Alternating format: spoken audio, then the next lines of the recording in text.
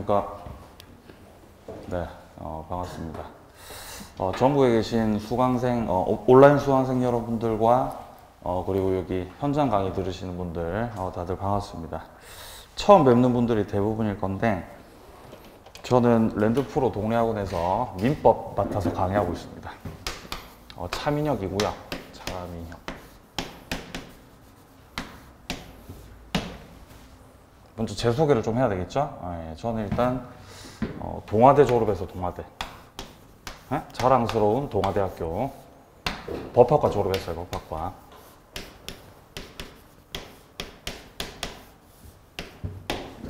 예. 그리고 뭐 별로 내세울 게 없더라고요. 찾아봐도. 일단 2019년에 EBS 출연했어요. EBS. EBS. TV에 나왔어요. TV에. 예. 여기서 이제 민법 이론 수업하고 문제풀이 수업을 했었습니다. 당시에. 뭐 요 정도. 예, 좀 부끄럽네요. 예. 강의한 지는 올해로 이제 8년 차입니다. 8년 차. 8년 차 강의하고 있고요. 이제 해가 바뀌면 이제 9년 차가 되겠네요. 그죠? 9년 차가. 아버지가 그 민법 강의를 하셨어가지고 영향을 많이 받았습니다. 예, 좀 젊은 나이서부터 강의를 해왔어요. 뭐 이 정도 하면 이제 제 소개 충분하다고 보고요. 자, 오늘 자료 받으셨습니까? 오리엔테이션 자료. 예, 오늘 여기를 할 거예요. 자료 피세요. 자, 먼저 첫 번째입니다. 공인중개사 시험 제도에 대해서 먼저 나와 있죠. 월요일부터 수요일까지 다른 과목 선생님들이 충분히 설명을 해주셨을 거라고 생각을 합니다. 그래서 각 과목에는 어떤 것들이 있는지, 그리고 몇 점을 받아야 합격할 수 있는지, 뭐 배점은 어떻게 돼 있는지 이런 것들을 다 아시리라고 생각을 합니다. 여기 시험 과목 표에 나와 있는 것들이 여러분들이 실제 시험장 들어가셔가지고 요 시간에 맞춰서 이제 문제를 푸시는 거예요. 자, 거기 보시면 이제 1차 시험에 보시면 과목 두 개죠. 부동산 학개론하고 민법. 이렇게 1차 두 과목입니다. 자, 문항 수를 보게 되면은 과목당 40문제. 그럼 총 몇 문제죠? 총 1차 시험이 80문제겠죠? 그래서 민법은 41번서부터 시작해요. 41번서부터 시작해서 80번까지 이렇게. 40문제입니다. 40문제. 이렇게 출제가 돼요. 민법이 이렇게. 자, 그리고 이제 그 밑에 보시면은 이제 2차 과목들도 나와 있고요. 2차 과목은 2차 선생님들과 함께 열심히 하시면 되겠죠. 자, 그리고 1차 시험 시간이 지금 100분이라고 되어 있습니다. 100분. 그러면 그냥 단순 계산을 해보더라도 각 과목당 50분 만에 풀어내셔야 된다는 거죠. 맞습니까?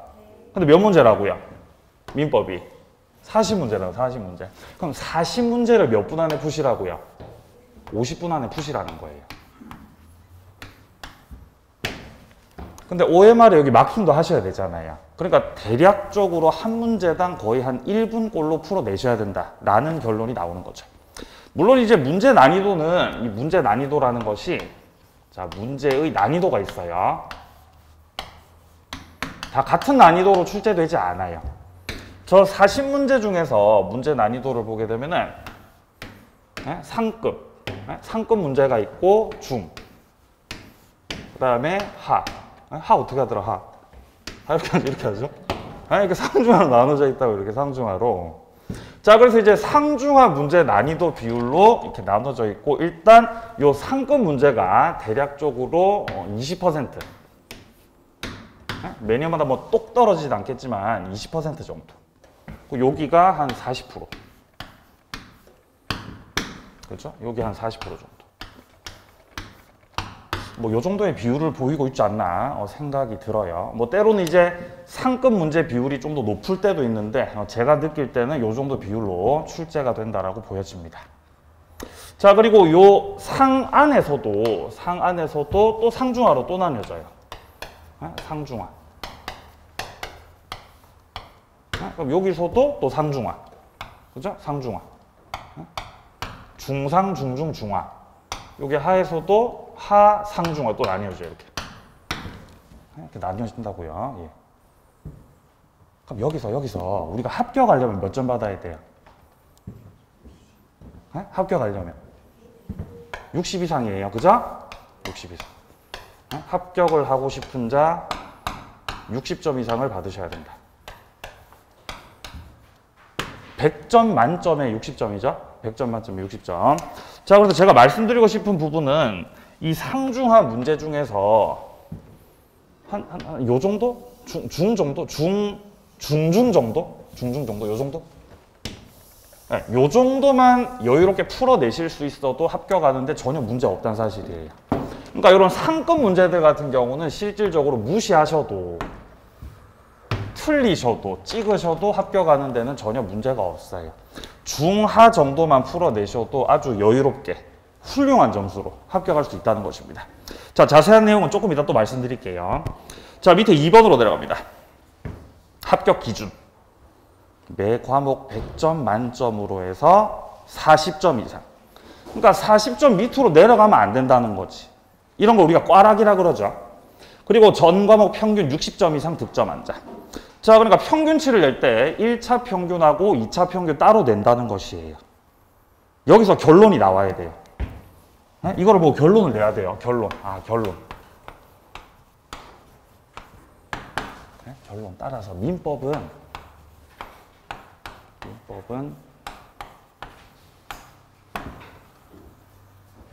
점이 띵띵띵 점이 만점이다. 이렇게 결론 나와야 돼요. 몇 점이 만점이에요? 네? 공인중개사 민법 몇 점이 만점이죠? 100점? 100점 아니에요. 몇 점이라고 하셔야 돼요? 출제자의 의도를 파악하세요. 몇 점 만점? 80이에요. 80점 만점이라는 거죠. 왜냐면 합격을 하기 위해서는 일단 40점 밑으로 내려가면 안 되죠. 과목별로. 그러면 최소한도로 부동산 학개론을 내가 합격을 위한 최소치 40점을 받았다라고 했을 때 민법은 최대가 80이라는 거죠. 그럼 평균 60대에서 합격을 하는 거죠. 그러니까 민법을 80점 이상 받으시는 거는 의미가 있다고 의미가 없다고? 의미가 있어요, 없어요? 의미가 없어요. 의미가 없다고요. 뭐 이렇게 등수에 따라서 뭐 자격증 색깔 달라집니까? 네? 점수 높으면 뭐 금색 자격증 받는 거예요? 그런 거 없어요. 그냥 평균 60에 합격이 되는 거기 때문에 자, 예로는 40점 이상으로만 받으시고 민법 80점을 넘기시는 거는 별로 의미가 없다는 거죠. 그래서 상급 문제 하라고 하지 말라고요. 에? 하라고 하지 말라고. 하지 마시라고요. 근데 첫째 시간에 이제 이렇게 하면 여러분들 표정이 나는 할 거다. 나는 열심히 할 거예요. 이런 표정이라고요. 과연 계획대로 될까요? 그냥 버리시라는 거죠. 상고제 버리세요. 자, 80점만 받으시면 충분합니다. 내려갑니다. 자, 2번으로 내려가세요.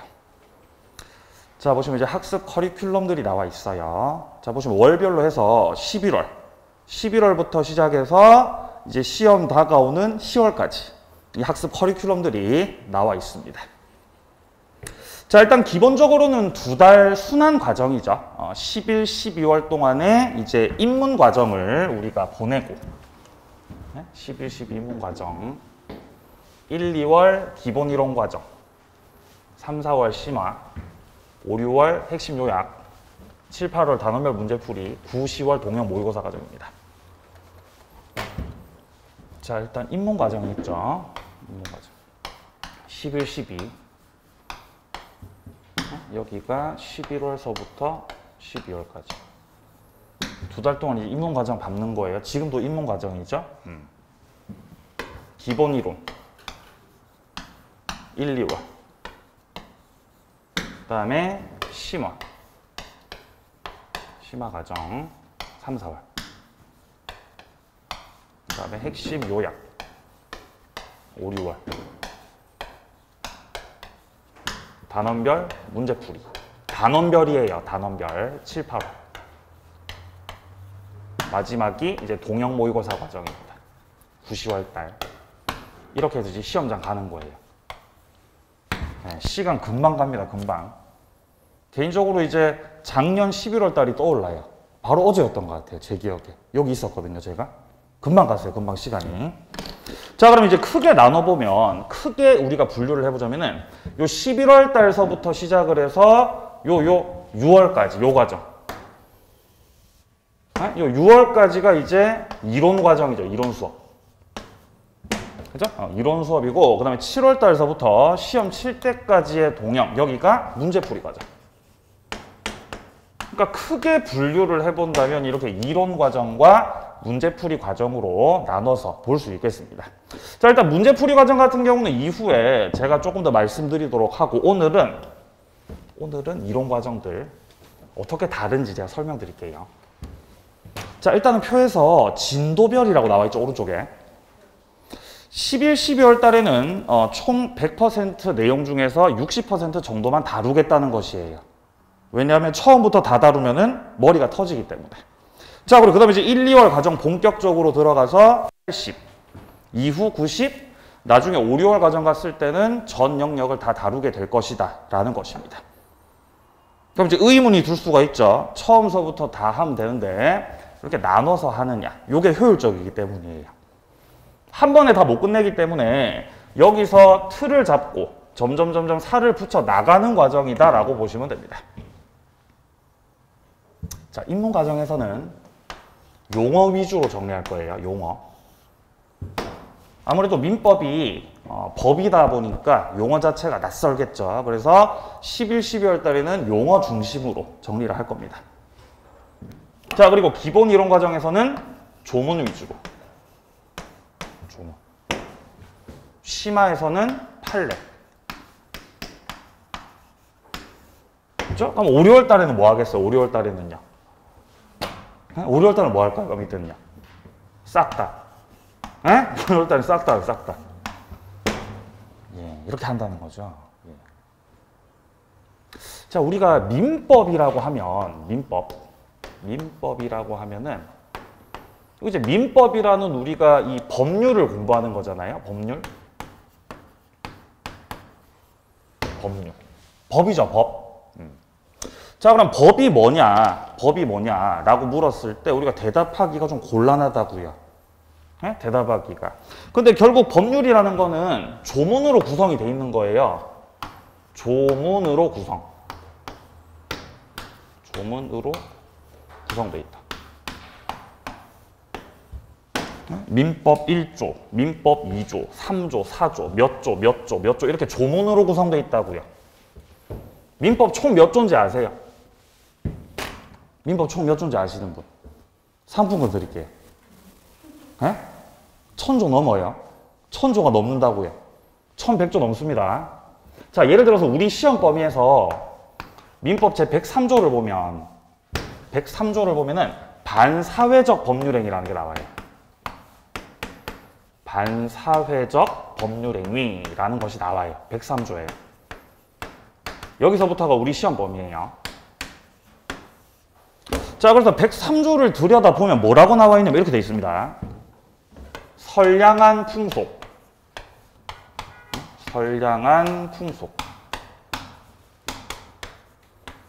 기타 사회 질서. 선량한 풍속이나 사회 질서들을 위반한 법률행위. 이런 것들을 위반한 법률행위.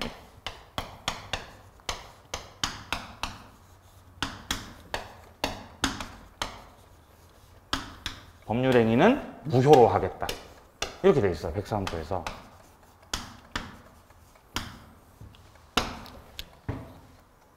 네, 뭔 말인지 아시겠어요? 103조를 봤을 때. 네? 선량한 풍속, 사회 질서에 위반하면 무효로 하겠다.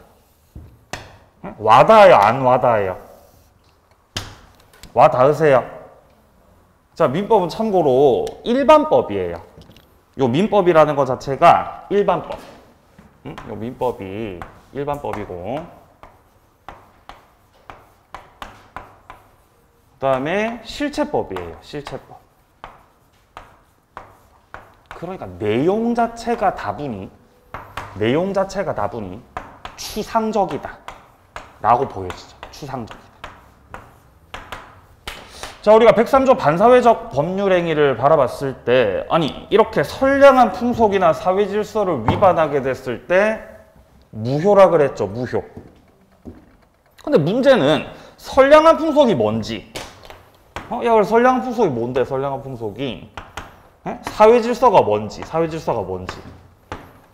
구체적이다, 추상적이다. 겁나 추상적이라는 거죠, 추상적이다.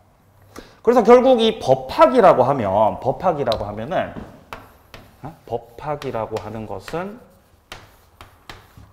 법 해석학이에요. 법 해석학이다. 법 해석학.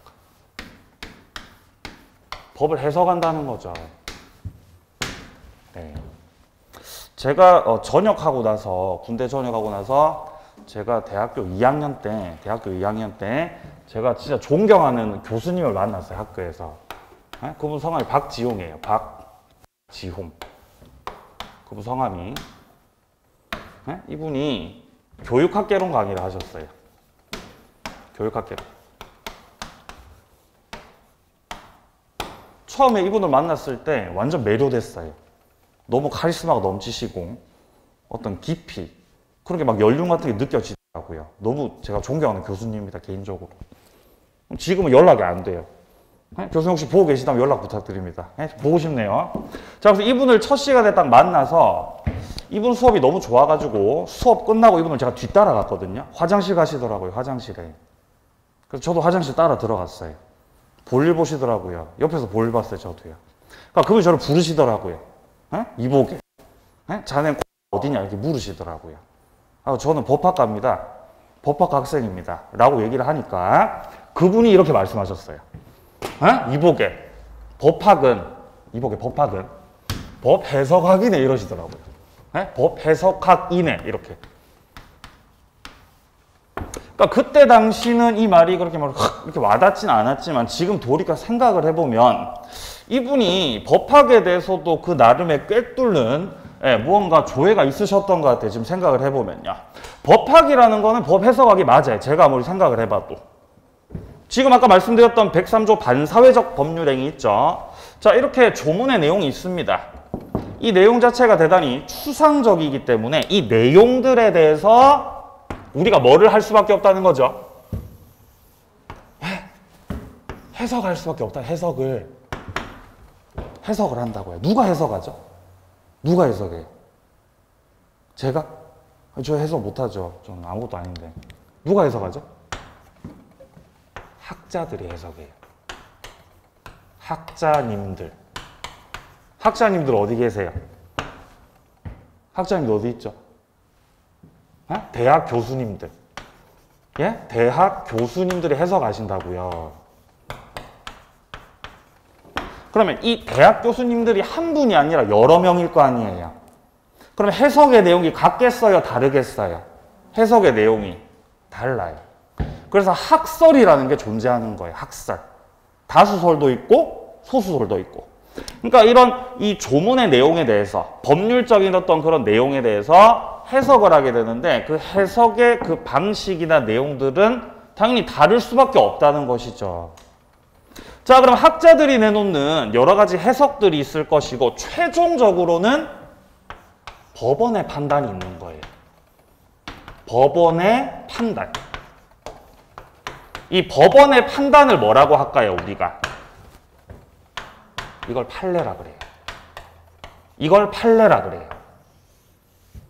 그러면 학자들의 생각과 법원의 판단이 같은 경우도 있을 수 있겠지만 다른 경우가 더 많아요. 당연히 다르죠. 그죠? 왜냐면 학자들은 대단히 논리적인 것만 강조하시죠. 논리. 앞뒤가 맞냐 안 맞냐만 강조하신다고. 근데 우리 법원 같은 경우는 논리에 더불어서 현실을 반영해야 되는, 현실 반영. 현실을 반영해야 되기 때문에 학자들의 생각과는 당연히 나누어질 수밖에 없다라는 것입니다. 뭐가 더 중요할까요? 학자들 떠드는 게 중요하다, 판례가 중요하다? 판례가 훨씬 중요해요. 학자들 백날 천날 떠드는 거 시험에 안 나옵니다. 시험에 안 나온다고. 그러니까 안 하셔도 돼요. 안 하셔도. 무시하세요. 우리가 알아야 되는 거는 법원의 판단. 학자님이 아니라 우리 판사님은 어떻게 생각을 하셨느냐. 이 판례가 중요하다는 거죠. 자, 그러니까 103조 반사회적 법률행위를 바라봤을 때 야, 선량한 풍속이 뭔지 사회 질서가 뭔지는 잘 모르겠죠. 추상적이니까. 근데 이와 관련된 판례들을 살펴보게 되면은 어떤 게 반사회적인 건지 어떤 게 반사회적이 아닌 건지에 대한 판례들이 남아있겠죠? 그걸 출제해요. 법에서. 아니 우리 시험에서 출제한다고요. 예? 시험에서 출제해요. 예를 들어서 뭐 첩계약을 했다. 첩계약을 했어요. 반사회적이에요? 반사회 아니에요? 반사회 아니에요? 반사회적이에요. 첩을 만드시는 건 반사회적입니다. 사회질서 위반이에요. 예. 도박을 목적으로 금전을 대여했어요. 반사회적이에요? 반사회적 아니에요? 겁나 반사회적이에요. 이런 거 다 무효로 만들어버린다는 거예요. 그러니까 판례가 나오기 전까지는 첩계약이나 이런 도박과 관련된 이런 금전 대여가 반사회적인지 아닌지를 판단하기 힘들었겠죠. 근데 이와 관련된 것들이 결국 소송이 들어가고 법원의 판단이 딱 나오면 판례가 등장하게 되면은 우리는 이게 반사회적이구나. 이것도 반사회적이구나. 라는 걸 알 수가 있다는 거예요. 아시겠어요? 예. 예를 들어서 아니면 비자금을 은닉했다. 반사회적이에요? 반사회 아니에요? 이건 반사회 아니에요. 비자금은 이건 반사회가 아니라고 판시했습니다. 법원에서. 그러니까 우리가 판례를 보다 보면은 반사회인 것 같은데 또 아닌 게 있다고요. 이런 거 이제 출제하겠죠. 시험에서. 헷갈리니까. 아시겠어요? 네, 이런 식으로 이제 간다는 거죠. 자, 그래서 결국 결론적으로 말씀드리면 이 민법을 구성하고 있는 것들은 일단 첫 번째가 조문이에요. 조문 자체가 곧 민법이라는 법률인 거죠. 조문. 그리고 이 조문을 기준으로 해서 이를 통한 이 법원의 판단, 해석이 가미가 되는 판례. 이 조문과 판례 두 가지가 우리 시험의 전부다라고 봐도 무방해요. 그러니까 이 문제를 출제하시는 분들은 조문에서 출제하거나 아니면 판례에서 출제해요. 이해되세요? 조문 판례. 그러니까 우리가 공부할 때 뭐를 봐야 돼요? 조문 판례. 네? 공부할 때 조문 판례를 봐야 된다고요. 우리가 지금 받은 입문서 있죠? 그리고 이후에 받게 될 기본서. 이런 것들은 전부 다 조문과 판례를 중심으로 해서 편저한 책들입니다. 그래서 우리가 공부할 때 항상 그 본질을 잡고 가셔야 된다. 본질을. 네? 시험 출제는 결국 조문하고 그다음에 어디서 출제된다고요? 여기서 출제된다고. 자, 그래서 1년 커리큘럼을 말씀드렸을 때 11, 12월 달에는 아무것도 모르시니까 용어 정리하겠다고요. 아니 그렇다고 용어 정리만 하고 조문 판례는 안 할 거냐? 아니 할 거예요. 할 건데 용어 위주로 한다는 거죠. 자, 그러면 기본 이론 들어갔을 때는 조문을 위주로. 자, 아까 제가 민법 1000조가 넘는다고 말씀드렸는데 우리 시험 범위에 포함된 것들은 그렇게 됩니다. 그래서 그런 것들을 엄선해서 조문 위주로 정리를 하고 이후 판례 위주로. 마지막에는 싹 다. 이제 이론 마스터죠. 그죠? 이론 마스터 과정. 정리하고 이제 문제풀이 들어간다는 거예요. 그러니까 총 4번을 갖다 반복을 하게 되는 거죠. 이제 감 잡히십니까? 6월 달까지 어떻게 갈지. 예. 자, 밑으로 내려가세요. 자, 1번에 기초 입문이라고 되어 있고요. 자, 보시면 학습에 적응을 위한 필수 입문 과정이다 라고 되어 있죠. 괜히 필수자 붙인 거 아니에요. 보면 이제 11, 12월 달을 너무 좀 이렇게 그냥 쉽게 보시는 분들이 계시더라고요. 그거 안 들어도 되는 거 아니야? 아니, 들으셔야 될걸요. 필수 입문 과정입니다. 자, 그리고 기본과 심화. 요 지금 기본 이론 과정하고 심화 이론 과정에서 우리가 기본서로 학습합니다. 기본서. 지금 갖고 계신 책은 입문서.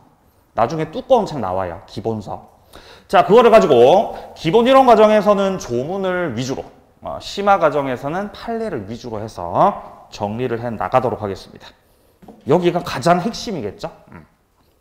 자, 그리고 이후에 이런 것들을 다 엮어서 이제 너무나 방대한 기본서를 이제 요약집으로 조금 얇은 책으로 요 핵심 요약 과정에서 정리를 하게 됩니다. 자, 그리고 밑에 이제 단원별로 문제 풀다가 동형 모의고사 과정으로 가는 것이에요. 이렇게 이제 1년 학습 커리큘럼을 말씀드렸습니다. 뒤로 넘기세요. 자, 이제 오늘 수업의 메인 이벤트입니다. 민법 학습 3개명이 나와 있죠. 3개명. 그럼 더 민망하네요. 네, 민법 학습 3개명이에요. 네. 네? 성경에는 10개명이 있잖아요. 성경에는. 그죠? 근데 민법에는 뭐가 있어요? 차민형 민법에는 3개명이 있다는 거죠. 3개명. 제가 지금껏 강의를 하면서, 강사 생활을 하면서 수험생 여러분들을 바라보면서 느꼈던 것들을 담아서, 담아서 3개명으로 정리했어요. 원래 이 OT 과정에서 선생님들이 뭐 이런저런 말씀하시잖아요. 머릿속에 하나도 안 남아있거든요. 그래서 이 번호까지 붙여가면서 이렇게 정리를 해놓은 거죠. 제 노력이 느껴지세요? 노력하는 강사죠. 예. 자, 1번 보세요. 1번. 항상 계명이라는 거 1계명이 제일 중요해요. 1계명이. 1계명 뭐예요 지금? 복습이 우리를 합격으로 인도한다. 제가 인도하는 게 아니에요. 예. 랜드프로가 인도하는 게 아닙니다. 스스로가 인도하는 거죠. 스스로가. 그리고 결국 우리의 실력을 상승시키고 우리가 시험장에서 당당하게 들어갔다 나올 수 있는 원동력이 되는 건 결국 복습이라는 거죠. 복습. 자, 1번 확인합니다. 동그라미 1번. 결국 공부라는 것은 스스로 하는 것이 본질이라는 거죠. 공부는 스스로 하는 게 본질이에요. 그죠? 그 밑에 줄에 보시면 아주 중요한 말이 나와요. 시험장에 들어가서 문제 풀 때 여러분은 혼자라는 거죠. 저랑 같이 안 들어가죠? 혼자 들어갑니다. 혼자. 춥고 외로워요. 네, 춥고 외롭습니다. 그리고 정신적으로 좀 궁박 상태죠? 혼자입니다. 혼자. 자, 그렇기 때문에 결국 본질 자체가 공부라는 게 스스로 하는 것이다 라는 걸 좀 기억을 하시고요. 동그라미 2번 봅니다. 후반부에 가서도 동영상만 수강하는 건 효율적이지 못하다라고 되어 있죠. 자, 물론 지금은 초반이잖아요. 그죠? 분명히 지금은 초반이에요. 그러니까 이 초반 과정을 밟을 때는 동영상을 반복해서 들으시는 거, 동영상을 반복적으로 요것만 수강을 해버리겠다. 왜냐면 너무 말 자체가 어려우니까. 굿입니다. 굿. 초반에는 굿이라고요. 자, 근데 초반에 동영상 강의만 수강을 하시다가 점점 시간이 갈 거 아닙니까? 3, 4월이 지나고 최종적으로 5월 달이 됐는데도 스스로 책을 읽지 않고 나는 여전히 동영상만 보고 있다. 안 돼요. 그럼 안 되는 거예요. 근데 이런 분들이 엄청 많아요. 5월달, 6월달, 심지어 시험 전날까지도 동영상만 보시는 분들. 망합니다, 그러면. 망해요. 왜냐면 결국 이 강의라고 하는 거는 보조적인 수단에 불과한 겁니다. 강사가 여러분들에게 이 어려운 내용들을 쉽게 풀어서 예를 들어서 막 설명을 하잖아요. 그럼 당연히 알아듣죠. 들으면서. 알아듣는다고요. 이해가 되고. 근데 문제는 시험장 갔을 때는 둘이라고요, 혼자라고요? 혼자라고요, 혼자. 그러니까 결국 우리가 뭔가 텍스트를 보고 문장을 보고 이거를 읽고 이해하는 거. 이건 스스로 할 수밖에 없다는 거예요. 우리가 기본서를 보든 문제를 보든 뭔가 문장을 읽고 그 문장을 이해하는 거. 이건 스스로 해야 된다는 거예요, 스스로. 네. 그러니까 밥을 떠가지고 여러분들 입에 넣어드릴 수는 있다고요. 네? 근데 씹는 건 스스로 하셔야 된다는 거예요, 씹는 거는. 그러니까 강의를 듣고 나서 뭔가 본인의 것으로 만들어야 되는 그 시간이 필수적으로 수반된다는 거죠. 그거를 제가 복습이다라고 해놓은 거예요. 복습이다. 자, 제가 동영상만 듣는 게 효율적이지 못하다는 건 후반부입니다. 후반부. 초반 아니에요. 후반부. 야간 후반부가 언제냐? 모르겠어요. 이건 저도. 후반부가 도대체 언제인지 모르겠는데 제 생각에는 적어도 4월달 정도가 지나서 이 5월달 정도가 됐을 때는 요 정도가 됐을 때는 그래도 스스로가 책을 좀 읽을 수 있는 책을 좀 읽을 수 있는 그런 수준으로 가야 되지 않나 라고 저는 개인적으로 생각을 해요. 예. 사람 따라 좀 다르니까 수준이. 자, 그래서 동그라미 2번에서요. 네 번째 줄 스스로 복습하는 과정 없이 복습하는 과정 없이 동영상만 수강하면 나중에는 어딘가 들은 적이 있는데 어디에 있는 건지 모르겠다. 출력이 안 되는 거죠.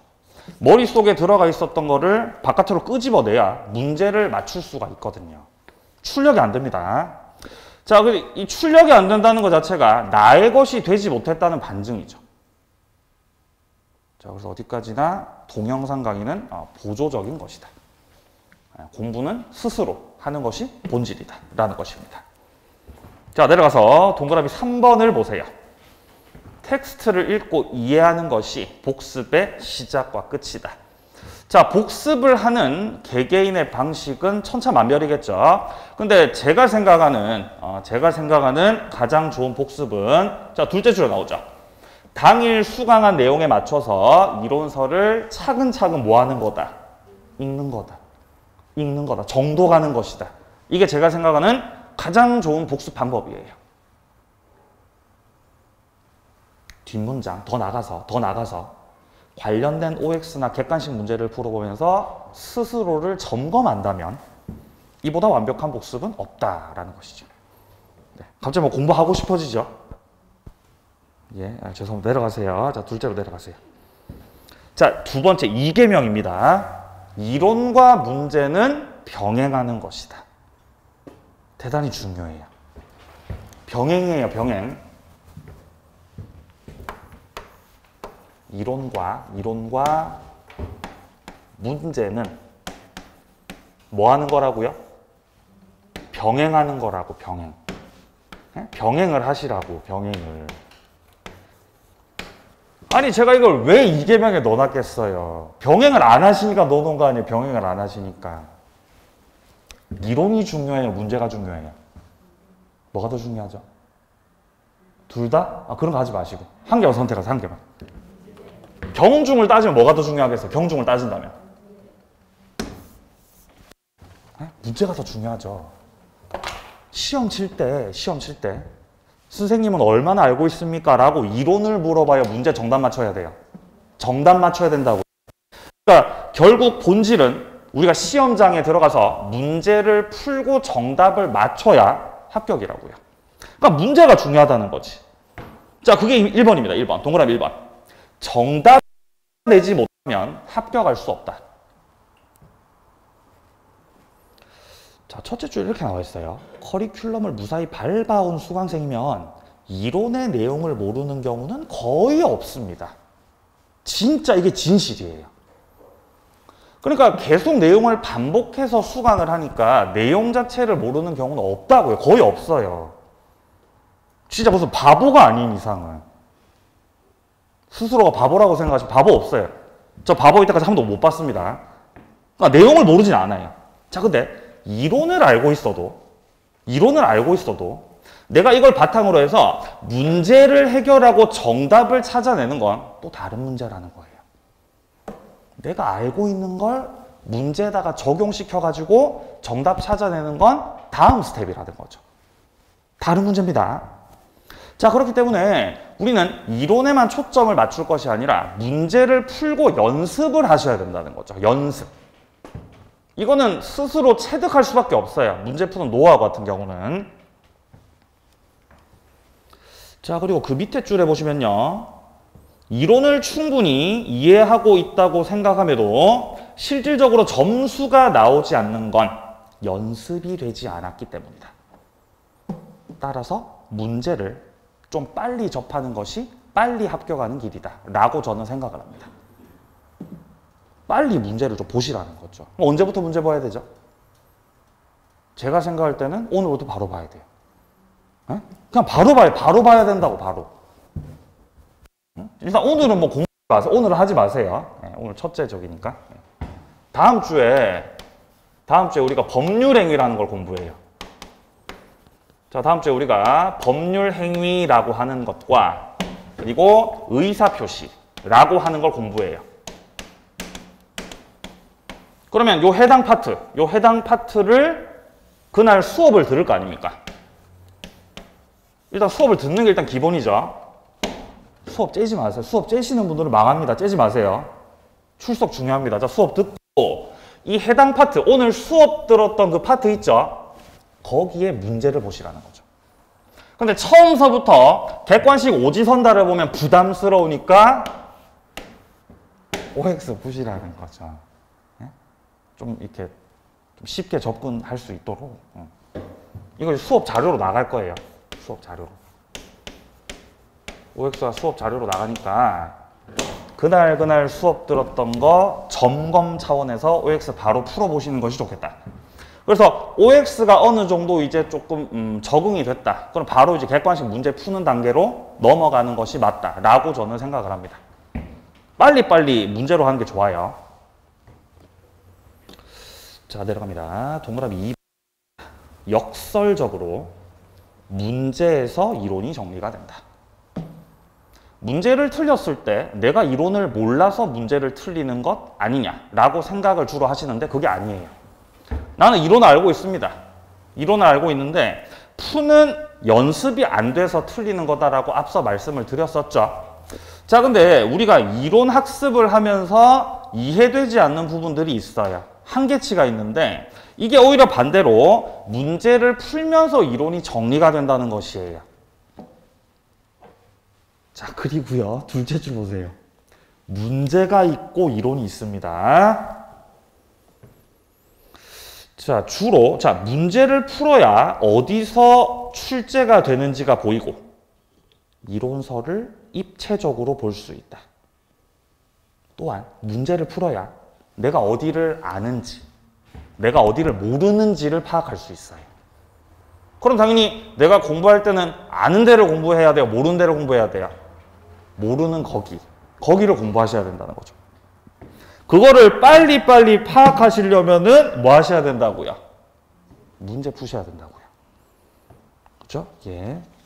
다음 페이지입니다. 3번입니다. 이거 대단히 중요한 거예요, 이거.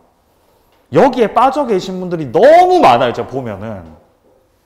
지나치게 단계론적인 사고는 오히려 학습 효율을 떨어뜨린다는 거죠. 자, 앞서 학습 커리큘럼을 말씀드렸잖아요. 11월 달서부터 시작해서 1, 2, 3, 4, 5, 6을 거쳐서 우리가 이론 수업을 하게 되지 않습니까? 그리고 이 이후 단계. 좀 지울게요. 자, 6월 달이 지나고 그 이후 단계가 됐을 때 단원별 문제풀이. 단원별 문제풀이. 9, 10월 달 동형 모의고사 과정. 이렇게 이제 하잖아요. 그렇죠? 그러니까 이론 스텝을 지나서 요 스텝을 지나서 이제 다음 스텝으로 넘어가는 거죠. 단계를 밟는 거예요, 단계를.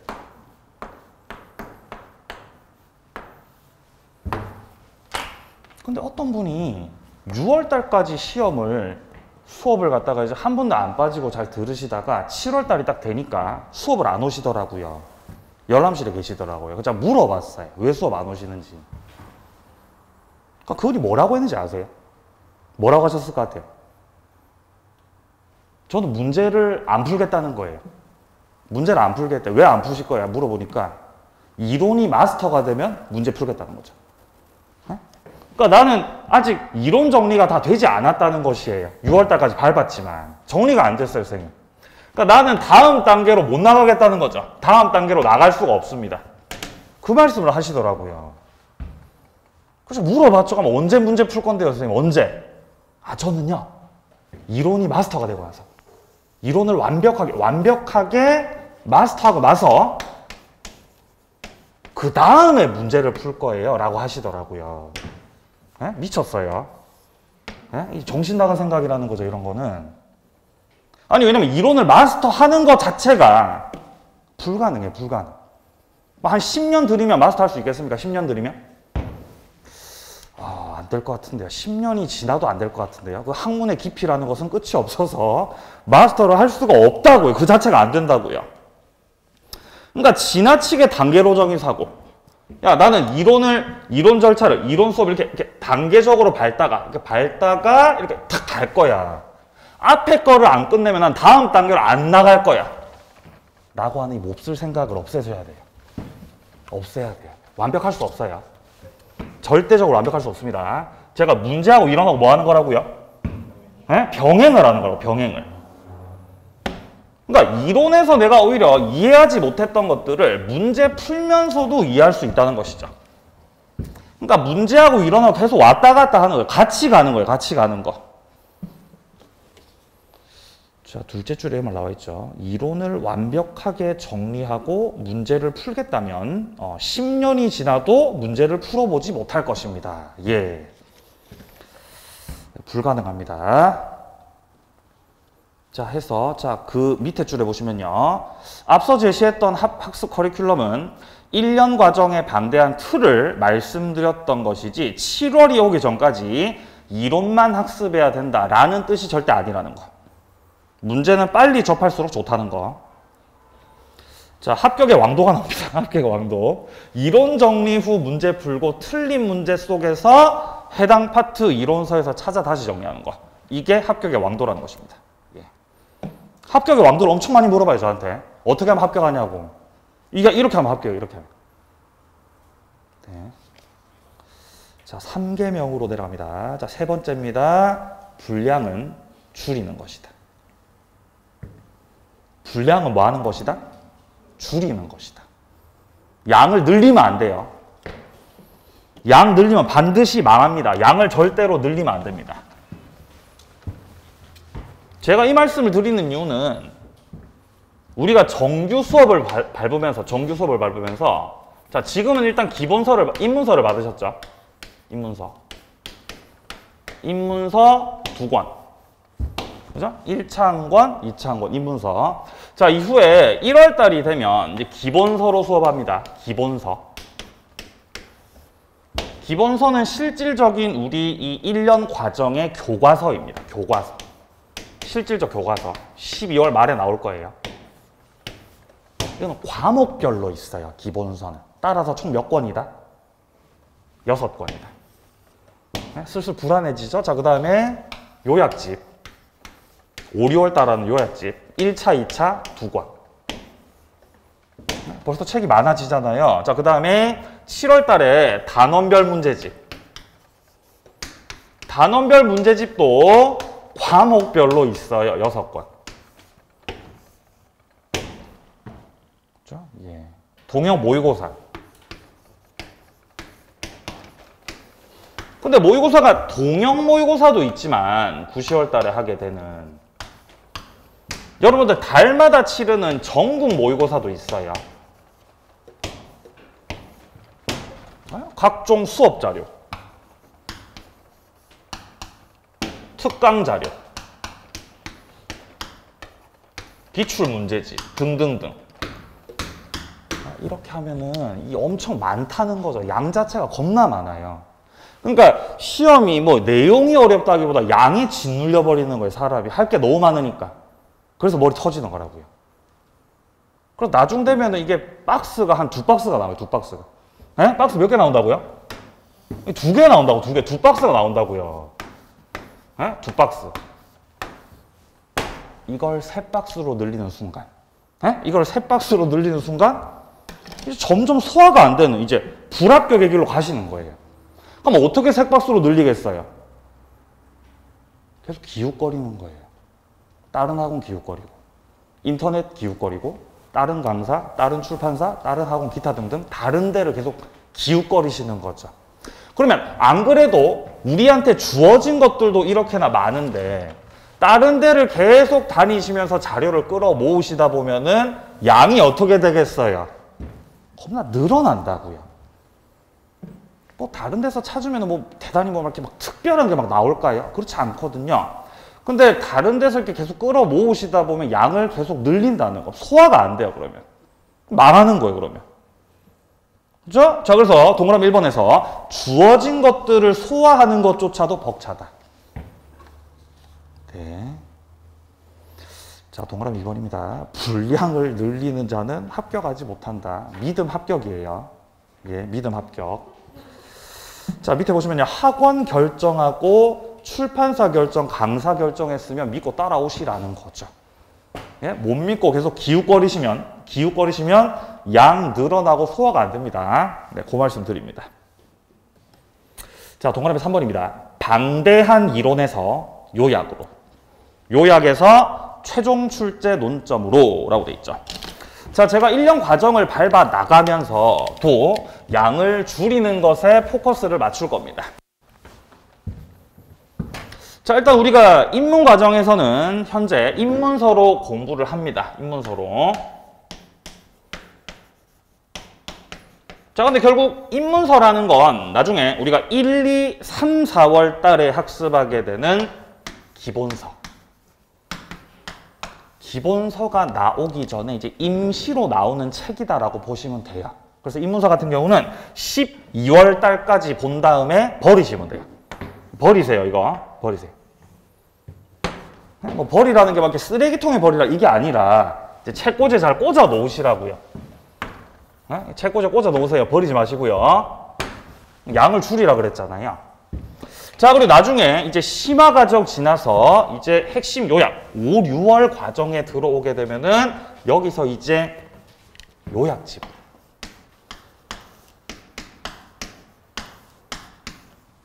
요약집이 가지는 의미는요. 이 기본서라는 거를 이렇게 눕혀서 봤을 때 두께가 엄청나요. 두께가 한 이만해요. 두께가.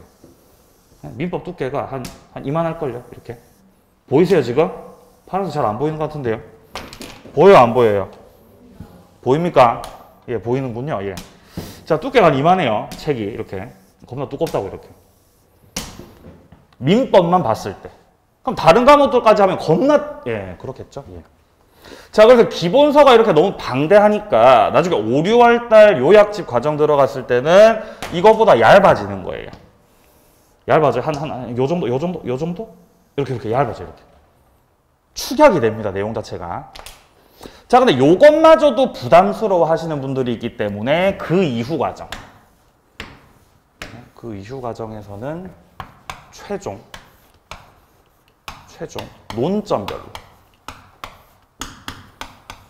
논점별로 정리된 특강 자료가 있어요.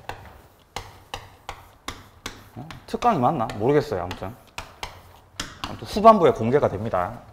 요 같은 경우는 40페이지. 양면인쇄 40페이지. 20장이라는 거죠. 비포 20장. 거기에 모든 내용들을 다 담는 거예요. 우리 시험에 출제되는 논점 이 50개를 엄선해서 논점 50개. 최종 정리를 하게 되는 것입니다.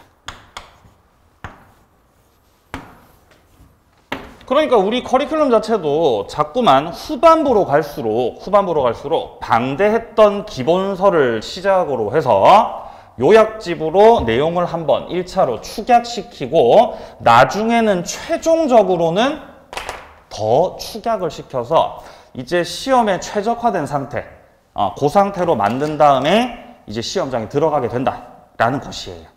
그러니까 양 자체를 줄여 나가는 과정을 여러분들이 이제 익숙하게 받아들이셔야 됩니다.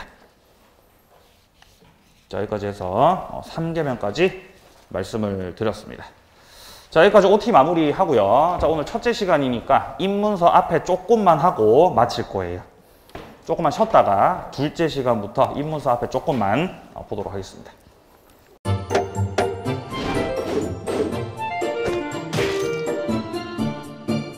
안녕하세요. 공인중개사 민법을 강의하고 있는 양민입니다. 자, 제가 준비한 거는 공인중개사 자료를 쉽게 다운받는 꿀팁을 준비해 보았습니다.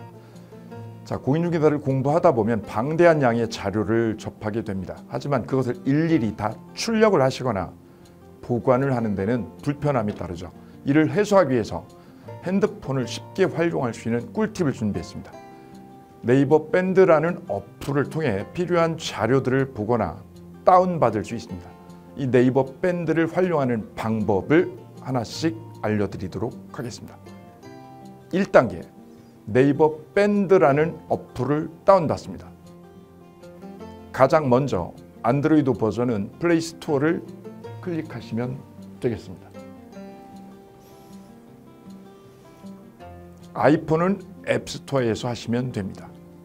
그 다음 검색창에 네이버 밴드를 검색하시고 다운 혹은 설치를 클릭하시면 되겠습니다. 이렇게요.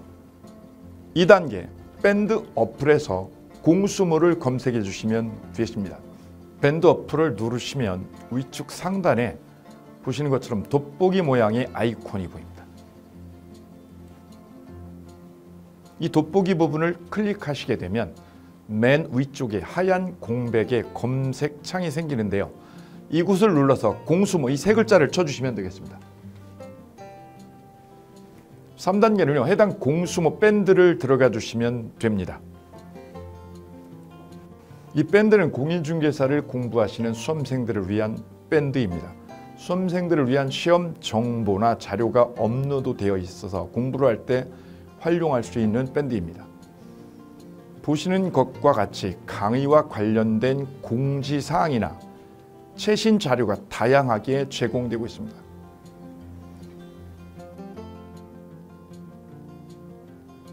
4단계, 또 다른 꿀팁 모바일 일일학습법에 대해서 소개드릴까 합니다.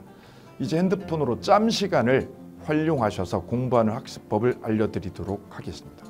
자료 페이지에서 뒤로 가기를 누르시면 처음 보셨던 페이지가 뜹니다. 여기서 내려가 보세요. 모바일 일일학습이란 코너가 보입니다. 이 부분을 누르게 되면요. 매일 한 개씩 핵심 부분이라고 할 수 있는 문제가 업로드되어 있고요. 더 아래로 쭉 내려가시면 정답과 해설 부분을 볼 수가 있습니다. 맨 아랫부분을 보시면 이렇게 댓글 쓰기도 남길 수 있으시죠. 스마일 부분을 눌러 좋아요로 표시할 수도 있습니다. 짬을 내어 스스로 학습한 뒤 모르는 부분을 질문할 수도 있고 하루 동안 공부했던 것을 정리하시거나 공부한 소감을 적어 놓으실 수도 있습니다.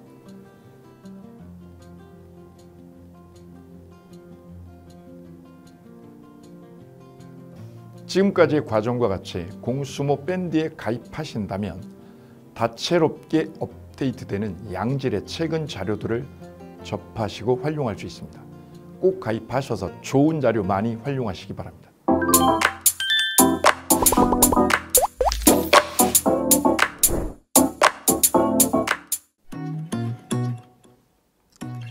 자, 안녕하십니까. 자, 이번에는 부동산 실무, 일반인들이 어떤 도움을 받기 위한 관련된 밴드에 대해서 소개를 시켜드릴 건데요. 일단은 검색창에다가 365 부스라고 치시면 돼요. 365 부스인데 365일 부동산 스터디라는 밴드예요. 네이버 밴드인데 365 부동산 스터디라는 밴드 일단 클릭하시면 현재는 이제 4만 명 정도 되는 밴드인데요. 우리가 일반인들이 어떤 부동산 정보를 습득하는 데 있어서 이 정보를 얻기가 되게 쉽지가 않습니다. 내가 어딘가를 찾아본다고 해서 잘 찾을 수 있는 것도 아니고 어떤 전문가들이 하는 말들이 친밀성이 있는 건지 아닌지에 대해서도 우리가 잘 믿을 수가 없는 거기 때문에 그런 정보를 그래도 좀 손쉽게 찾아볼 수 있게끔 저희 이제 이 밴드에 구성된 전문가들이 정보를 좀 제공해 주는 거기 때문에 아마 유용하게 활용할 수 있을 거고요. 내가 부동산 중에 토지를 좀 알고 싶다 또는 상가를 좀 알고 싶다 또는 나는 내 집 마련을 위해서 청약이 좀 궁금하다. 근데 그게 솔직히 어디 가서 물어보거나 어떤 정보를 찾기 쉽지 않아서 그것 때문에 만들어진 밴드라고 보시면 돼요. 그래서 365일 내내 부동산을 어떤 공부한다는 취지로 밴드에 들어오셔서 질의응답도 하시고 궁금한 사항에 대해서 뭐 예를 들어 문의하시면 저희가 관련된 정보를 또 제공해주는 그런 밴드라고 보시면 되겠습니다. 어떤 밴드냐면 한번 보시면은 지금 현재는 뭐 공지사항이 제일 먼저 나올 건데요. 이 공지사항은 기존에 있던 오프라인이 어떤 강좌가 있으면 그 강좌에 관련된 거 뭐 세미나라든지 그래서 평소에 이제 우리가 이제 접하지 못했던 강의들 있죠. 이렇게 진행이 된다라는 거 공지를 좀 하는 그런 내용들이고요. 하나 좀 더 올리면 자 이제 우리 교수님이에요. 교수님 중에 상가 교수님이 최근에 예를 들어서 법이 바뀌었어요. 법이 바뀌게 되면 최근에 바뀐 법이 이런 바뀐 법이 있으니 중개업을 한다거나 투자를 할 때 좀 유의해서 알아보시면 좋겠습니다라는 거를 올려놓을 거예요. 기존에 올려놓은 자료가 있으면 또 찾아보시면 되는 거니까 이렇게 해서 계속 밴드에서 소식을 받으시면 실전에 굉장히 도움을 많이 받을 거라고 예상합니다. 부동산 관련된 내용 중에서 하나 더 보시면 이제 랜드프로에서 직접 우리 프로그램 만들고 있어요. 그래서 부동산 까발리기, 부동산 부티크 뭐 이런 TV 관련돼서 부동산 팁 있죠. 예를 들어서 청약을 받아야 되냐 말아야 되냐, 지금 강남권 아파트를 투자해야 되냐 말아야 되냐, 이런 정보를 쉽게 여러분들이 접하지 못하기 때문에 그런 관련된 것들을 시대에 맞게 흐름에 맞게 부동산 시장이 이제 요동치면 내가 지금 집을 팔아야 되냐 사야 되냐 그런 것들에 대해서 신속하게 정보를 들을 수 있는 밴드니까 시간이 나실 때마다 자주 들어오시고 저도 자주 들어가서 좋은 정보 남겨드릴 테니까 자주 들어오시기 바랍니다. 저는 부동산 공법하고 부동산 토지 투자를 강의하는 고상철이었습니다. 자주 밴드에서 뵙도록 하겠습니다. 자, 수고하셨습니다.